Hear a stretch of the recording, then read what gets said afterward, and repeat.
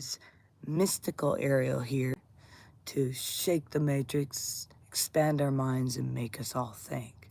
Hopefully, you guys are doing great this morning. We've had a good morning. It's raining where we're at, so we're tucked in this nice, beautiful home of ours, our bus. We love it to pieces.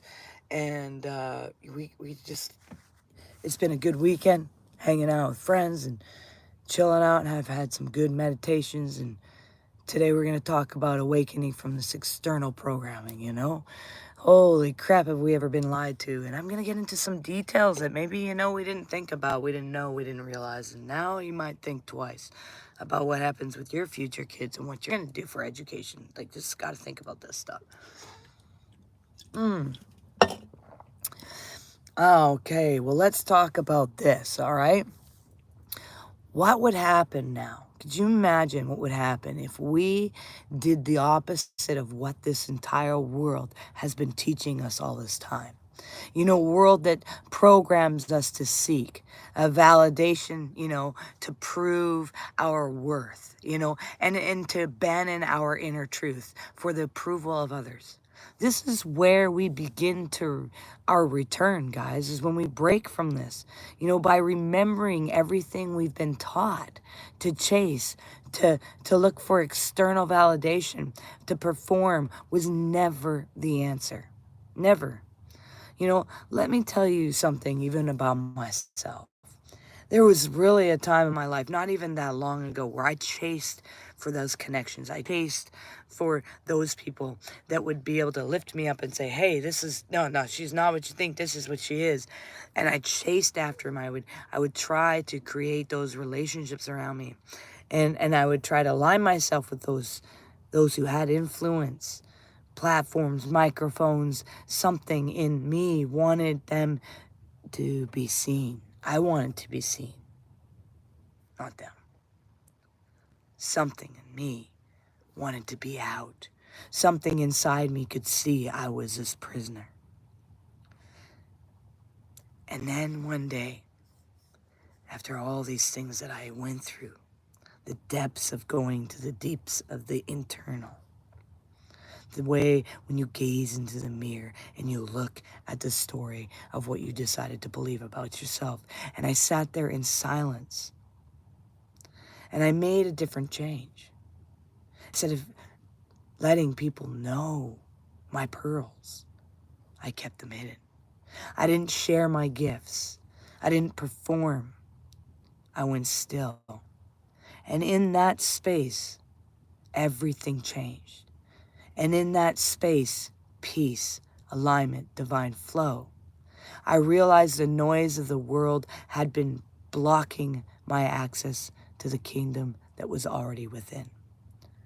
And now I teach reversal. Not become what I am, but to change. I read this in a book once, is that I didn't want to find just what people thought. I wanted to find the internal. Let's talk about our education system. Because this goes back like to our own families, this programming goes right to our education system. I want to explain to you what our education system was truly designed for, okay? The first system that many of us were placed into in this education. It is often veiled as the foundation of progress. But whose progress? You see, in the early 1900s, John D. Rockefeller, alongside with general education boards, shaped the system, not the product, not to produce thinkers, but to produce compliant workers. This is not conspiracy. It's all documented. It's an actual educational design system. And this is what he even said. He said, we shall not try to make these people or any of their children into philosophers or men of learning or of science. The task we set before ourselves is simple. We will organize children and teach them to do in perfect ways the way their fathers and mothers are doing in an imperfect way.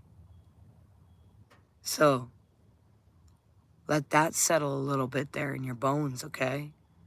The system wasn't set to have you be able to expand your mind and make you think. It was designed to make you a slave, be full of fears, you know? And they didn't want seers. They wanted system factories, obedience. It's not here to teach us who we are. It's here to teach us to be slaves. You know, instead of education, even the Latin to draw out the truth within us, is we got indoctrinated to put in something else's narrative into our lives. Even the medical system.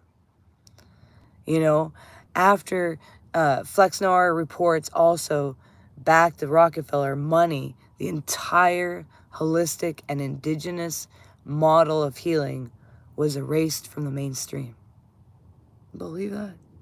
Completely erased from the mainstream. Plant medicine, demonized energy healing, mocked, and the spiritual body ignored. Even our pain became something to medicate, not listen to your body for these symptoms were sacred signals. It was your body talking to you. Rather than seeing disease as a message from the soul, we were taught to suppress, to silence, and to fear our own bodies. I'll get to your comments. Hello, everybody who's joined. Good to see you. Oh my goodness, some of you obviously need to go work a little harder at your insults. Woo! Alright, we're going to put you in a little timeout so you can go think about your insult a little bit better. You got to do better than that, man. That's hilarious. Alright. I was like, oh no.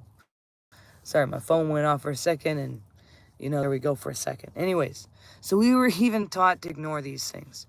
Let's even talk about God as the external authority. So even religion extended to connect to the divine was weaponized. Many of us were taught that God was a separate being looking down at us and judging, and that we must earn favor. We got to say special things to get to the kingdom, that we are born flawed and must seek redemption, that we're nothing but sinners. Yet, in these same sacred texts, the whispers, the kingdom of God is within you. So which is it? Why would we be told bow before an external throne while ignoring the throne within our own hearts? Makes no sense. We are told to bow to a throne. Yet the divine spark lives within our own breath.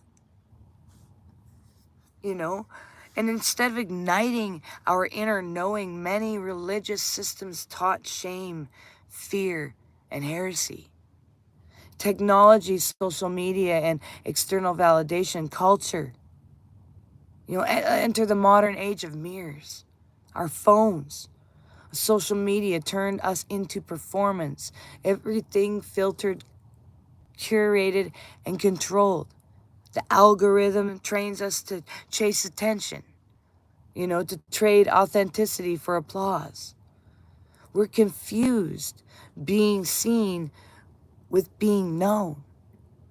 You see, in a world obsessed with looking good, we have forgotten how to feel whole. Like, it becomes our dopamine. Comments become our currency. But our nervous system are fried. We scroll more than we even are breathing. We are more connected than ever, yet lonelier than ever. Then comes this adulthood, and we're handed this next illusion. What do you do for a living? That's how we greet people. Becomes your identity. How much do you make becomes your worth.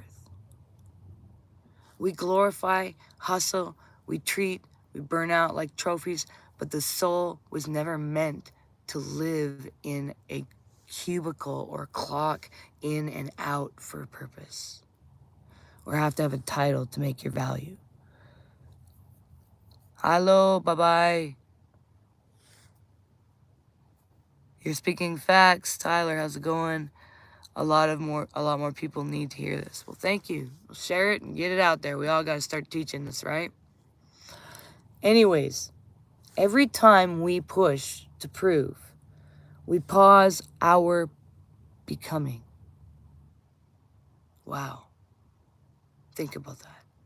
Every time you perform, every time you try to get validation, you pause your becoming.